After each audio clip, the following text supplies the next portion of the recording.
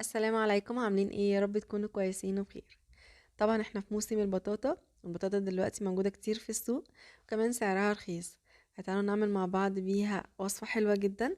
طبعا انتوا عارفين قد ايه هي مغذية ومفيدة جدا، فهنعمل مع بعض وصفة في منتهى الجمال.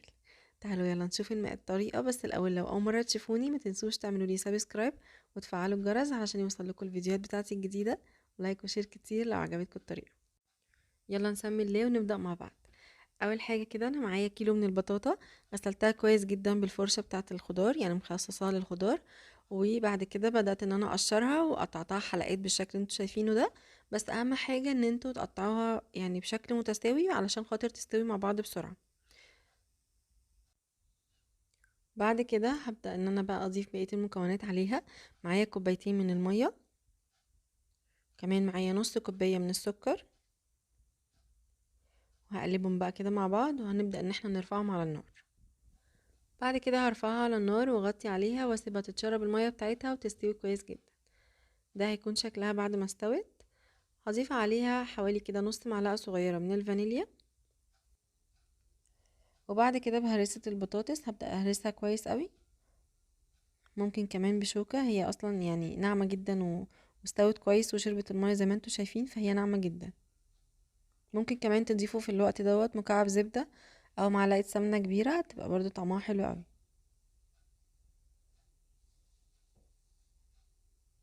ممكن بقى تقدموها في قالب واحد او في قوالب، يعني اللي هي القوالب الصغيرة انتوا عارفينها اللي بتدخل الفرن، تبقى برضو حلوة جدا، تبقى عاملة زي اللي بتشتروها من بره.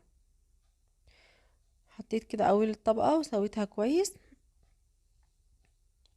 تعالوا بقى نعمل الطبقة التانية.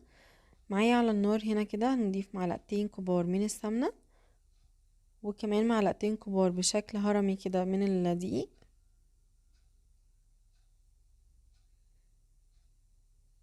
اقلبهم مع بعض كويس.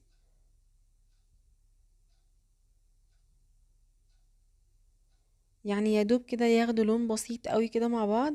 وبعد كده هضيف الحليب بتاعي، معايا كوباية ونص من الحليب، معلقتين كبار من اللبن البودر،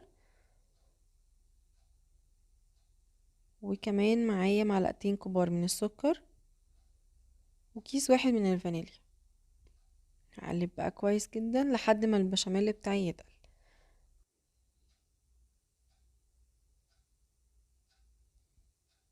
بدأ يتقل كده معايا زي ما انتوا شايفين كده، هو تمام، مش هسيبه يغلي اكتر من كده علشان ما يتقلش اكتر. وبعد كده هنزله على طول على الطبقة الاولانية بتاعة البطاطا. انزلوا بقى بكل الكمية بتاعة البشاميل دي، ما تسيبوش منها اي حاجة. طعمها وريحتها في منتهى الجمال. علشان بقى ناخد اللون الحلو كده اللي بنشوفه في المحلات، هديها رشة بسيطة من السكر البودر، هتديها لون حلو جدا. يعني ما كتروش، رشة بسيطة قوي. وبعد كده ادخلها الفرن الاول تحت، يعني يدوب 10 دقايق، وبعد كده هرفعها على الشواية برضو حوالي 5 دقايق كده او اكتر، على حسب درجة الحرارة عندك. هتاخد اللون الحلو ده. وقدميها بقى، ممكن تسيبيها تبرد شوية وبعد كده قدميها، او ممكن تتاكل ساقعة. يعني بصوا، هي في الحالتين حلوة جدا، سخنة او ساقعة. في منتهى الجمال. طبعا المفروض ان هي تهدى شوية، انا ما استنيتش عليها.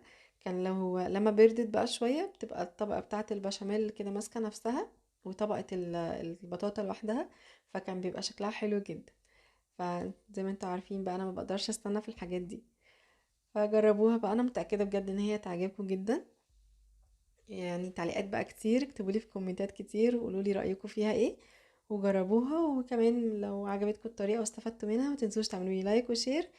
ولو اول مره تشوفوني ولسه ما اشتركتوش معايا، يا ريت تشرفوني كده بالاشتراك وتفعلوا الجرس عشان يوصلكوا كل الفيديوهات بتاعتي الجديده.